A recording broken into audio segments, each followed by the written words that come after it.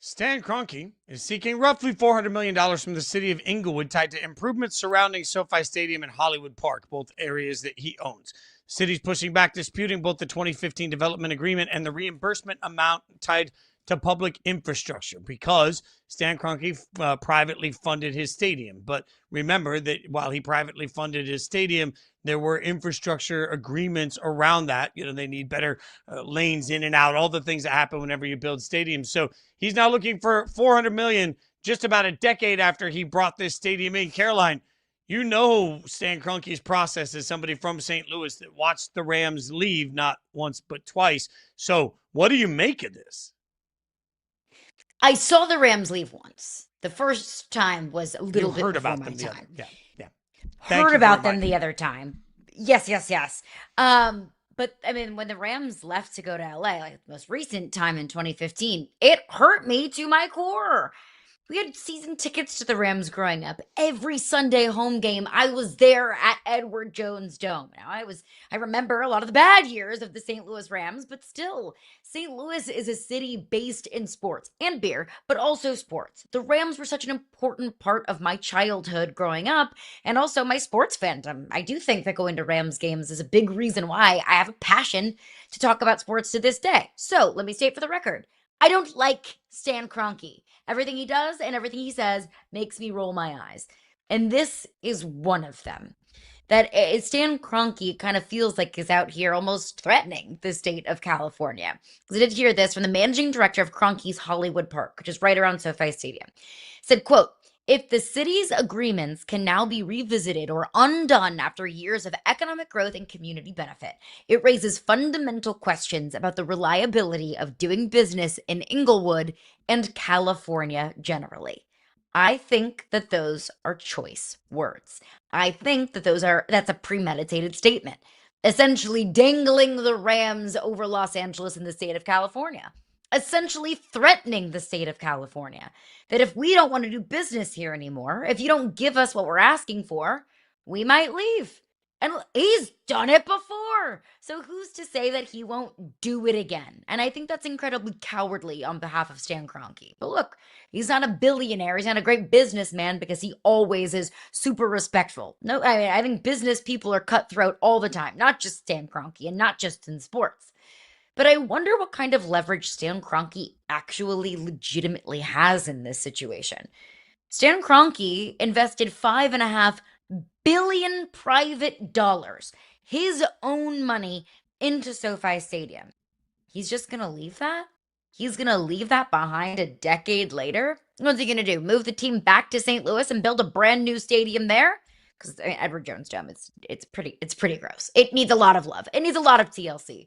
So he's going to leave behind a $5.5 billion investment and invest what, $3 billion more in a new stadium elsewhere. So I understand that Stan Kroenke is flexing the muscle that he has, that it's worked for him in the past of threatening to leave a city because he's done it in the past. I just don't know how much leverage he really has when he has a massive investment sitting in Inglewood, California. Well, the hard part about that is I think the opposite in his mind is what is LA going to do? One of the things that absolutely devastates areas is empty real estate that can't easily be bought and sold to other places. Stan Kroenke owns all of the real estate, not just SoFi, but the real estate directly around it. If he chooses to leave all of that abandoned, it becomes something that he can either just sit there and live with that land until that land appreciates to the point that he can sell it for gain, or he can threaten the city to basically leave a massive part of the city old and decrepit, falling apart. The crazy thing is that this is over 400 million bucks. Now, I'm not great at math, so I had AI help me.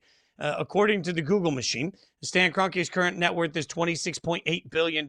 So $400 million to him is 1.5%. That's the same as $150 to somebody that makes $100,000 a year. So $150 to $100,000 a year is where Stan Kroenke is willing to draw a line in the sand because he is a billionaire businessman, because he is, according to Google, the third or fourth, depending on the report, wealthiest owner in the NFL. Because frankly, it only takes one. So to your point, Caroline, maybe this is all just smoke, and maybe he's just a bloviating gas bag that's turning around saying, do this or else.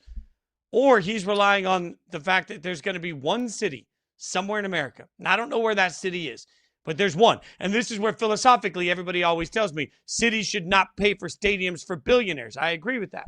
But the only way that we ever get to that point is if every major city in the world agrees to not give a billionaire something for free. And I don't think the rest of the world has that level of self-control. Whether it's bidding against another city, whether in America, whether it's bidding against a city in Canada, whether it's bidding against London and the possibility of franchises, Stan Kroenke will simply use the leverage of, if not you, someone else to basically lord over the heads of the city, because that's what every major sports owner does. And we want to sit and yell and scream, but I realize that we look at it and say, cities should never do this. Oakland still yells, how could a city give billions of dollars to Mark Davis to move the Raiders to Vegas? And the answer is, it's not really your business anymore. Vegas decided to do that, and they seem to be pretty happy with it. And it might not make sense to most people, but it makes sense to them. And as long as there's one city that it makes sense for, Stan Kroenke will always have leverage.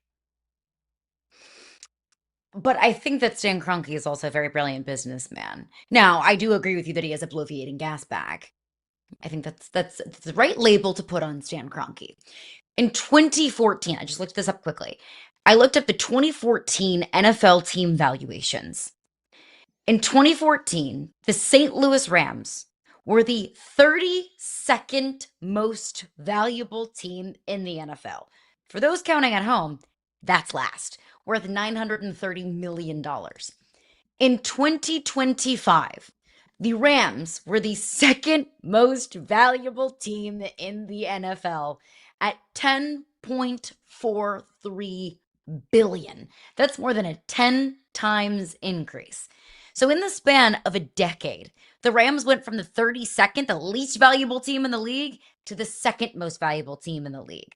Part of that is Stan Kroenke's money. You just said he's the third or fourth most valuable person, most valuable owner in the NFL. But part of that, I also think, is market. Because the third most valuable team in the NFL is the Giants in New York. Fourth most valuable team, the Patriots in Boston. Fifth, 49ers in San Francisco. Sixth, Eagles in Philadelphia. Big time markets and big cities increase the value of football teams. So I also think Stan Kroenke acknowledges that LA, one of the biggest cities, not just in the United States, but in the world. That's where he wants to be doing business, not San Antonio, Texas. As much as I love my hometown, not St. Louis, Missouri, not the middle of BFE, Idaho. So I think both of these sides are playing hardball because LA is saying, you're not going to leave us. You have all of this investment and we are valuable. But also Stan Kroenke is saying, give me my money.